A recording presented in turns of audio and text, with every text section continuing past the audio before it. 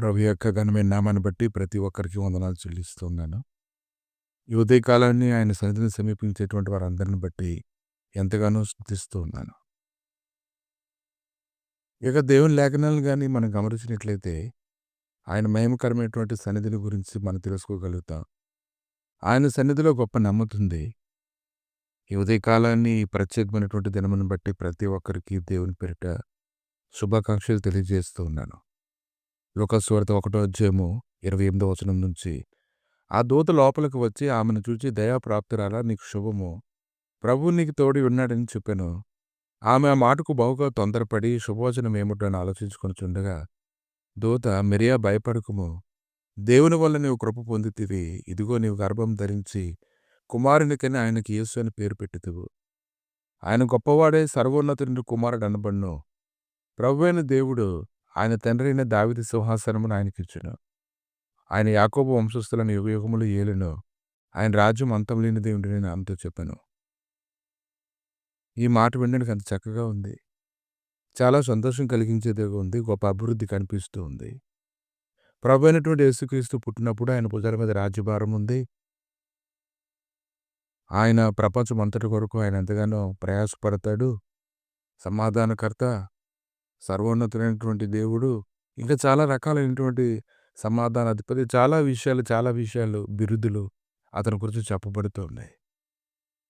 కానీ ఆయన గురించి చెప్పబడినటువంటివన్నీ కూడా అవి సంతోషాన్ని కలిగించేవిగా మనకున్నాయి గానీ, ఆయన జీవితంలో చూసినట్లయితే అతడు కష్టాన్ని ప్రేమించేటువంటి వాడుగా ఉన్నాడు.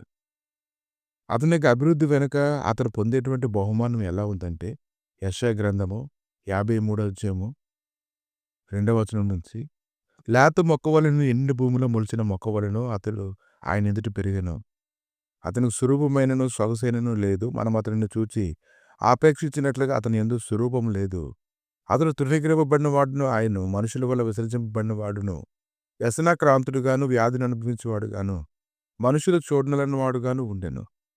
అతడు తృణీకరింపబడినవాడు గనుక మనం అతడిని ఎన్నిక చేయలేకపోతుమే. నిశ్చయముగా అతడు మన రోగములను భరించెను, మన వ్యసనములను వహించెను. ఆయనను మొత్తబడిన వానుగాను, దేవుని వలన బాధింపబడిన వానుగాను, శ్రమనొందిన వానుగాను మనం అతనిని ఎంచుతుమే. మన అతిక్రమ క్రియలను బట్టి అతడు గాయపరచబడును, మన దోషములను బట్టి నలం కొట్టబడును. మన సమాధానార్థమైన శిక్ష అతని మీద పడును. అతడు పొందిన దెబ్బల చేత మనకు స్వస్థత కలుగుచున్నది. మనమందరము గొర్రెల వలె త్రోవ తప్పిపోతుమే. మనలో ప్రతి వాడును తనకిష్టమైన త్రోవకు తొలగెను. యెహోవా మన అందరి దోషం అతని మీద మోపెను. అతడు దౌర్జన్యం నిందెను, బాధింపబడదని నోరు తెరవలేదు. వదకు తేబడు గొర్రెపిల్లయు బొచ్చు కత్తిరించు వాని ఎదుట గొర్రెయు మౌనగుండినతడు నోరు తెరవలేదు. అన్యాయపు తీర్పు పొందినవాడే అతడు కొనిపోబడును. అతడు నా జనుల అతిక్రమమును బట్టి మొత్తబడిన గదా. సజీవుల భూములను అతడు కొట్టివేయబడును. అయినను అతని తరము వారిలో ఈ సంగతి ఆలోచించిన వారెవరు? అతడు మరణమైనప్పుడు భక్తిహీనులతో అతనికి సమాధి నియమించబడును. ధనవంతుని యొద్ద అతడు ఉంచబడును. నిశ్చయముగా అతడు అన్యాయం ఏమీ చేయలేదు. అతని నోట ఏ కపటము లేదు. అతను నల్లగొట్టుటకు యెహోవాకు ఇష్టమాయెను. ఆయన అతనికి వ్యాధి కలుగజేసెను. అతడు తన్ను తానే అపరాధ పరిహారార్థ బలిగా చేయగా అతని సంతానం చూచును. అతడు దీర్ఘాయుష్మంతుడును. యెహోవా ఉద్దేశం అతని వల్ల సఫలమగును. దీని అంతటిని చూస్తుంటే ఇప్పుడు చదువుదాం. లూకాసు సువార్త 1వ అధ్యాయము 32 నుంచి 33 వచనాలు. ఆయన గొప్పవాడే సర్వోన్నతుని దేవుడు కుమారుడు అనబడును. ప్రభువైన దేవుడు ఆయన తండ్రి అయిన దావీదు సింహాసనమును ఆయనకిచ్చును. ఆయన యాకోబు వంశస్థులైన యుగయుగములు ఏలును. ఆయన రాజ్యం అంతం లేనిది ఉండునని ఆమెతో చెప్పెను. అంటే దీని యొక్క అర్థం ఏంటంటే, ప్రభువు ఉద్దేశాన్ని నెరవేర్చబడడం గురించి మాట్లాడుతూ ఉన్నారు. దాంట్లో చాలా శ్రమ ఉంది. ఆ శ్రమని ప్రభువు అనుభవించడం వల్ల అతను గొప్పవాడయ్యాడు. అతని పదవి వల్ల ఏమీ దొరకలేదు, శ్రమలు తప్ప.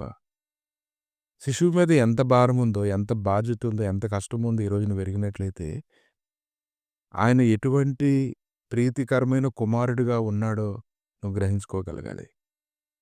కనుక లోకమంతా ఈరోజు క్రిస్మస్ చేసుకుంటూ ఉన్నారు కానీ, ఆయన పుట్టినప్పుడు చెప్పినటువంటి శుభవచనాలు అతని జీవితంలో ఎంతో ప్రయాసతో నింపబడినటువంటి దినములుగా ఉన్నాయి. అతడు దాన్ని దయించాడు. దేవుని యొక్క ఉద్దేశములను నెరవేర్చాడు. దేవుడికి అతను ఇష్టడుగా ఉన్నాడు. దీన్ని నువ్వు లోతుగా ధ్యానించు. నీకు అన్ని విషయాలు క్లియర్‌గా అర్థమవుతాయి. ప్రభువా మీ దయగలిగిన హస్తాలకు అప్పగించుకుంటుండగా నీ సన్నిధి, నీ సమాధానం, నీ కృపను తోడుగా ఉంచి, అన్ని విషయంలో బలపరిచి, స్థిరపరిచి, నీ లేఖనం లోతుగా ధ్యానించడం వల్ల ప్రతి దానిని స్పష్టంగా చూడడానికి కలిగినట్లు కళ్ళను దయచేయమని యేసుక్రీస్తు నామములో అడిగి వేడుకుంటున్నాము తండ్రి. ఆమేన్.